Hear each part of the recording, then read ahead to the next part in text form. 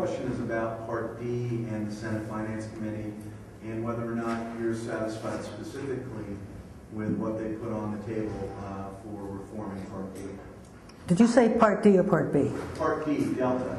I don't think that they've done a lot that I've seen so far. We've had conversations with the Senate Finance Committee. They're very interested in donut hole, was one of the issues that we talked about. If you recall, Senator Baucus was one of the people who promoted Medigap standardization. So, you know, that's an issue that resonates with that. Find it in to the package, I don't know. And also the other important thing is low-income subsidy.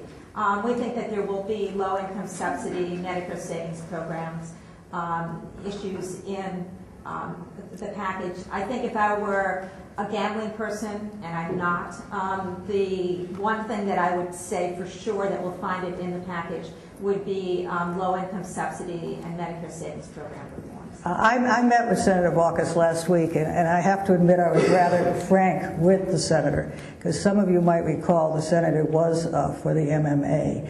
And I did bring up the donut hole, and I brought up the subsidies. And I know we're not going to get all the subsidies back into traditional Medicare. And I know they're not going to be able to close the whole donut hole. But I told him I thought he owed something to Medicare and returned some of the funds to Medicare.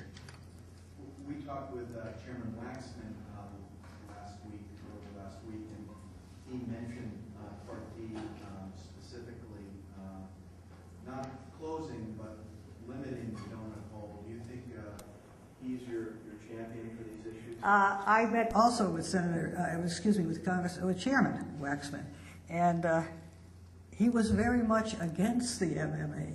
And so, yes, is he going to be a champion? He is. But don't get me wrong. I think what Senator Baucus is doing is outstanding. And I have listened to a number of the presentations by his staff, and they are exceptional. And I bet almost everybody in this room has read the white paper. So I think he's committed to a good health care reform. But the Senate is going to be difficult.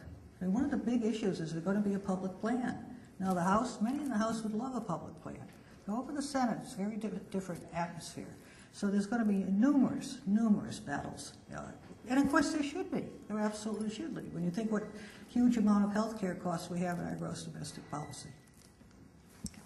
Young woman. Yes, I have a question about the Part D price negotiation. If HHS is given authority to do the price negotiation, could it be done effectively without creation of formularies or price structures? Becky?